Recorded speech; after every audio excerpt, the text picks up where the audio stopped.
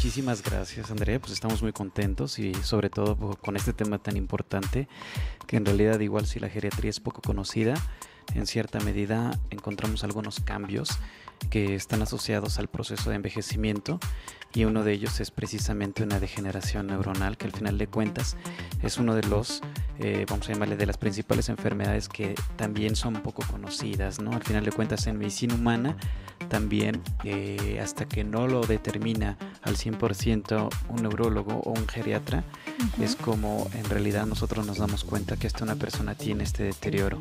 Igual, pues vamos a tratar de ahondar en este tema tan importante y tan interesante, que pues al final de cuentas vamos a aclarar muchísimas dudas acerca de lo que estamos empezando a presentar en perros y gatos. Ustedes saben que el envejecimiento implica cambios progresivos e irreversibles en los órganos del cuerpo, incluyendo el cerebro, que pueden causar alteraciones en el comportamiento de los perros y los gatos. Como ya se trató en la emisión pasada, cuando hablamos de geriatría veterinaria, pues vimos que la artrosis y la pérdida de agudeza visual, auditiva, etcétera, son ejemplos de estos cambios progresivos experimentados por los perros mayores. Cuando se producen cambios del comportamiento del perro como consecuencia de estos aspectos, pues la exploración física y las pruebas de diagnóstico habituales que realiza el veterinario permiten detectar su posible origen.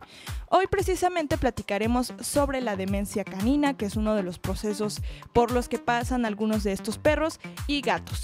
Muy bien, primero que nada, doctor, ¿cómo es el proceso de envejecimiento del cerebro de un animal de compañía? Vámonos por esta parte que es tan importante.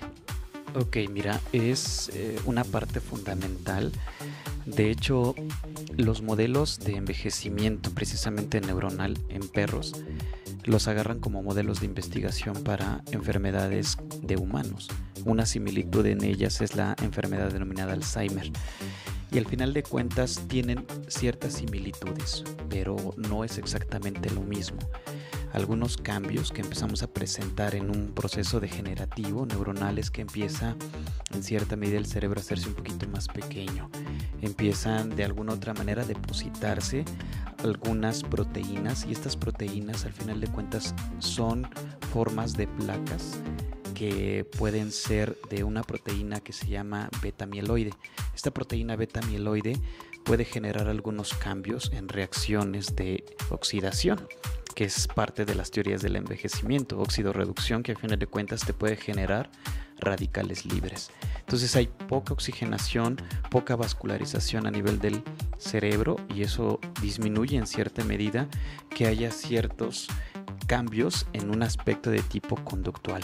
En lo que es la enfermedad de Alzheimer en medicina humana, tienen estas similitudes, pero los cambios que de alguna otra manera se ven en medicina humana son diferentes, porque empezamos a afectar algunas, vamos a llamarle cogniciones un poquito más específicas, como del lenguaje, aprendizaje, motor, funcional, que en el caso de los perros y gatos, lo único que les faltaría en ellos es que se afectara un poquito el lenguaje, pero al final de cuentas es casi la similitud que llegan a tener en perros y gatos la enfermedad de Alzheimer, aunque en medicina humana existen otro tipo de demencias y existen pseudodemencias que ya lo vamos a ir viendo precisamente, que pueden también verse en perros y gatos. Entonces esos son los principales cambios, vamos a llamarle fisiopatológicos, que vamos empezando a tener, y de alguna u otra manera podemos llegar a tener perros que están con este envejecimiento neuronal a partir de los 8 o 9 años,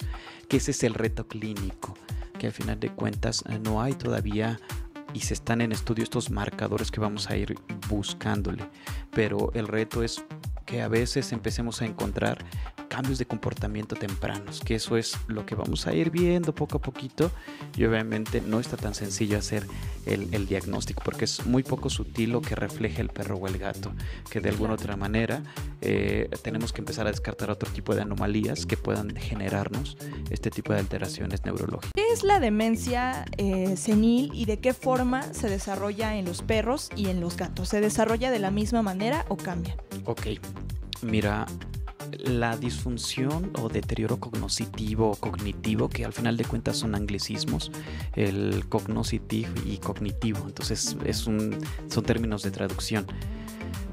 Lo manejamos como un síndrome, al final de cuentas, porque es un conjunto de cambios de comportamiento.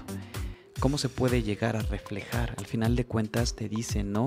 Alteraciones de la función mental superior en humanos, que es difícil hacer esta distinción en perros y en gatos, si no fuera por lo que te acaba de hacer mención, por el lenguaje, por cambios de comportamiento.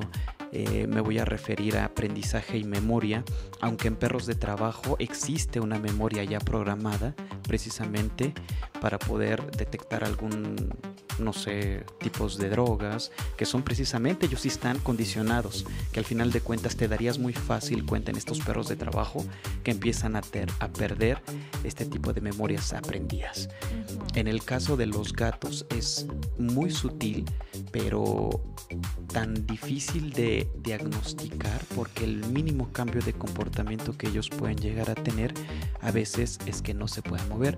Algo totalmente diferente en humanos, porque los humanos podemos llegar a tener demencias simplemente con el hecho de olvidarnos hasta de comer o de vernos al espejo y de no darnos cuenta que realmente quiénes somos, en algo muy sutil y fino que puede ser hasta de agarrar un lápiz o empezar a escribir tu nombre, que en el caso del perro y del gato todavía no llegamos a ver esas condiciones. ¿Por qué? Porque no está tan avanzada la enfermedad, pero sí vemos otros cambios de comportamientos más sutiles que en este sentido, como te expresaba, son bien complicados de diferenciar, hasta algunos trastornos de ansiedad que podemos llegar a ver en perros y en gatos, agresiones, que lo más común que encontramos en perros y en gatos es la deambulación y que caminen de manera errática, o en algunas ocasiones que no lleguen a caminar, ¿no? O que empiecen a tener otros cambios que de alguna otra manera me puedan decir que hay algo diferente. Lo principal es jugar con ellos, que tengan actividades precisamente de que si empiezan a notar estos cambios de que duermen más durante el día y en la noche, no es que empiecen a jugar con ellos, ¿no? Obviamente pues viendo que de alguna otra manera si no se quieren mover, busquen la causa. En el caso de los gatitos es igual, otro tip es que si ven que no se mueven o tienen poca, vamos a llamarle movimiento, buscar causas y si no empezar a jugar con las dietas, empezar a jugar con ellos, que eso es lo principal, ¿no? De que tengan esta agudeza mental, que al final de cuentas bien dicen, ¿no? Que a perro viejo no se le enseñan trucos. Error, porque sí se le pueden enseñar, y estos trucos al final de cuentas son más que aprendidos por ellos, ¿no? Entonces la recreación, el convivir con otros perros, siempre y cuando no les genere ansiedad o precisamente evitar el uso de, básicamente, que tengamos un perro con trastornos de ansiedad, tratarlo de buscar precisamente que ese perro podamos introducirlo poco a poquito en otro tipo de grupos, que eso es lo que realmente me va a ayudar a Gilesa.